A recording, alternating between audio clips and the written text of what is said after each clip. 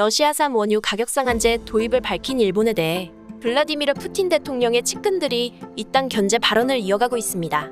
6일 NHK에 따르면 러시아의 전 대통령이자 현재는 국가안전보장회의 부의장을 맡고 있는 드미트리 메드베데프는 5일 소셜미디어를 통해 기시다 후미오 일본 총리가 러시아산 원유 가격 상한을 현재의 절반으로 설정하려 한다고 지적하며 그렇게 되면 시장에 놔두는 석유가 줄어 가격은 오를 것이라고 반발했는데요. 이어 예상되는 배럴당 300에서 400달러라는 천문학적 가격을 넘어설 것이라고 지적했습니다. 그러면서 일본은 러시아로부터 석유도 가스도 얻지 못하게 된다. 사할린2에도 참가할 수 없을 것이라고 강조하면서 일본어로 아리가또라고 비꼬아 경고했습니다. 사할린2는 러시아 극동에서의 액화천연가스 개발 프로젝트로 일본 기업도 출자하고 있는데요.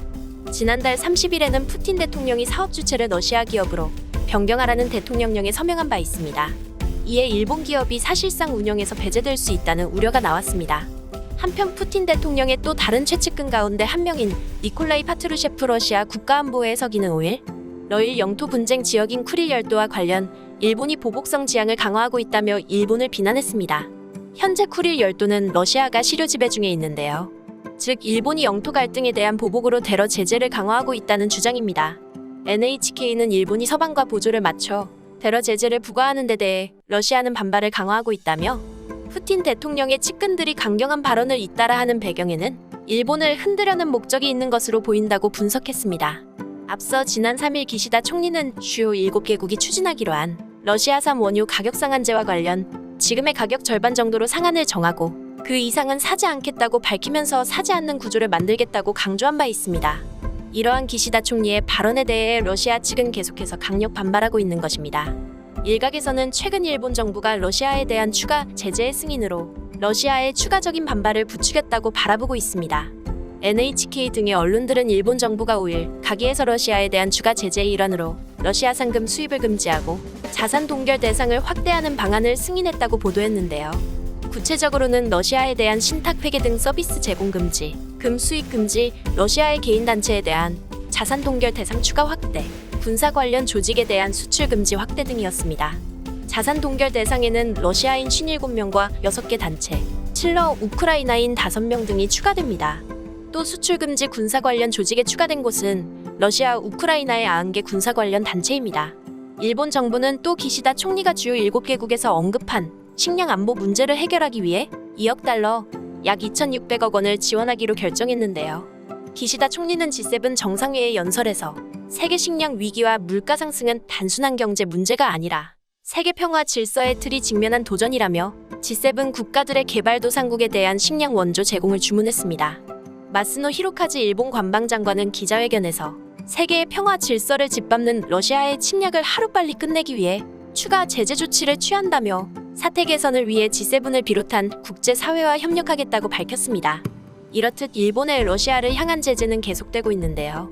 일본 국민들 사이에선 침략국에 대한 적절한 조치를 취하고 있다는 여론이 존재하는 한편 자국민의 비명소리에도 아랑곳하지 않고 세계에만 신경을 쓰고 있다며 일본 정부에 대한 강한 불만을 드러냈습니다. 즉 내부 상황 안정화도 제대로 해내지 못하면서 엉뚱한 곳에 과도한 노력을 쏟아붓고 있다는 주장인데요. 앞서 언급된 바와 같이 일본의 제재가 거세질수록 러시아의 반발도 만만치 않았습니다. 최근 러시아의 프리기탐이 일본이 설정한 센카쿠 열도 주변 접속 수역에 일정 시간 머무른 사례와 같이 일본을 자극할 만한 상황이 벌어지고 있습니다. 여기에 중국 함정까지 함께 일본 열도를 일주하자 일본 측의 경계심은 크게 높아졌는데요.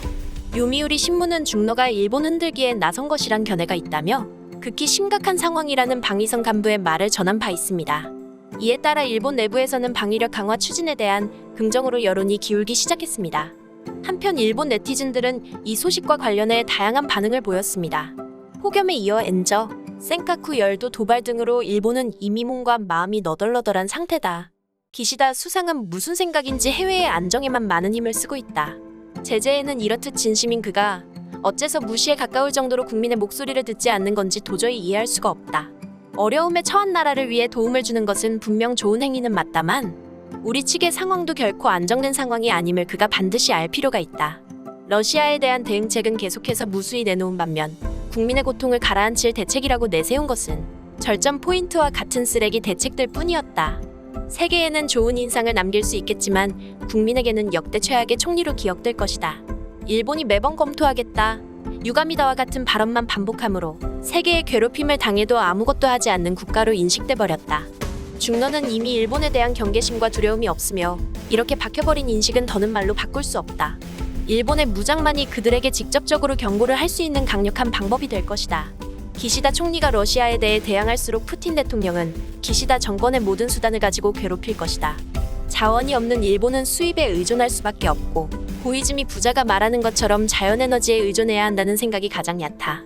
일본에 필요한 에너지는 이들이 말하는 양보다 한 자릿수 이상이 차이가 나.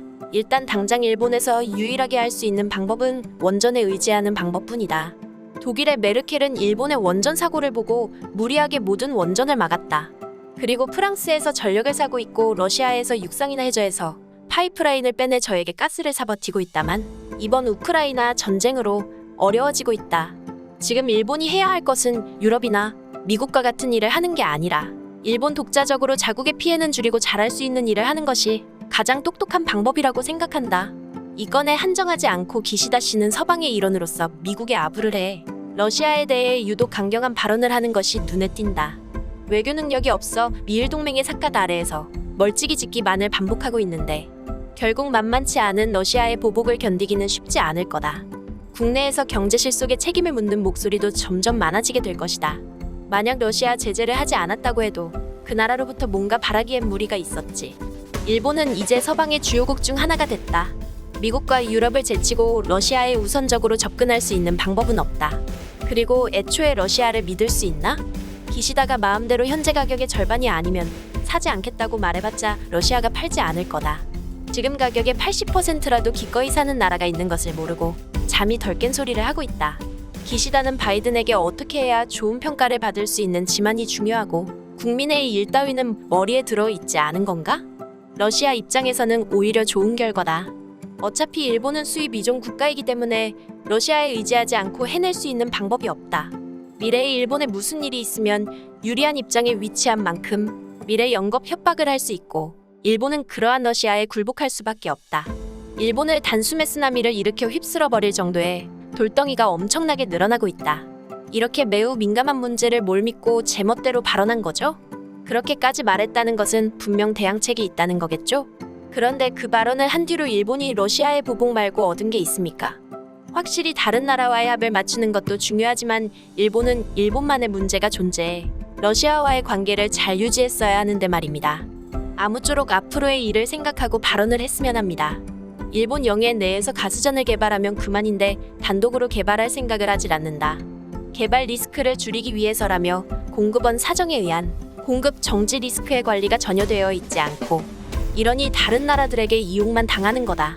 최근 일본은 인근 국가들이 원하는 대로 따라만 가고 있다. 역시 강력한 방위 능력을 갖지 않는 한 영원히 울며 겨자 먹기로 해야 할 거라고 생각한다. 역시 예상대로네요, 기시다 씨. 지금 당장 어떻게든 하면 될 문제 아냐? 이런 말을 듣고 나서 이 사람은 정말 괜찮은 사람이 맞는가라는 생각이 들었어요. 매번 일본은 상정 내에서 발언한 것이니 부디 안심하십시오라는 말밖에 할 줄 모르는 겁니까? 국민은 국민과 국가를 제대로 이끌 지도자를 원한다. 방향을 제대로 제시하고 국민에게 그 뜻을 정면으로 설명해 주길 바란다. 요즘 제동 없이 마구 해대는 발언들을 보면 그러한 면이 전혀 보이질 않는다고. 메드베데프의 발언으로 기시다 내각이 만약 우왕좌왕한다면 이제 이 내각에 일본을 맡길 수 없게 될 거다. 그야말로 푸틴이 원하는 결과로 이어지는 거겠지. 그래서 일본 정부는 러시아의 도발과 보복을 어떻게 막아낼 생각인 건가? 그동안 그렇게 강조하던 당신들의 솜씨를 보여줄 때가 왔다. 설마 러시아의 보복이 이어질 것을 예상 못했다고 말하지는 않겠지? 지금까지 관련 소식을 접한 일본 네티즌들의 반응이었습니다.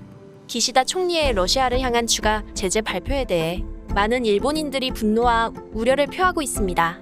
오늘 소식은 여기까지입니다. 내용이 도움이 되셨다면 구독과 좋아요, 알림 설정 부탁드리겠습니다.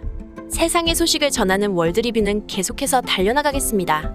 시청해주셔서 감사합니다.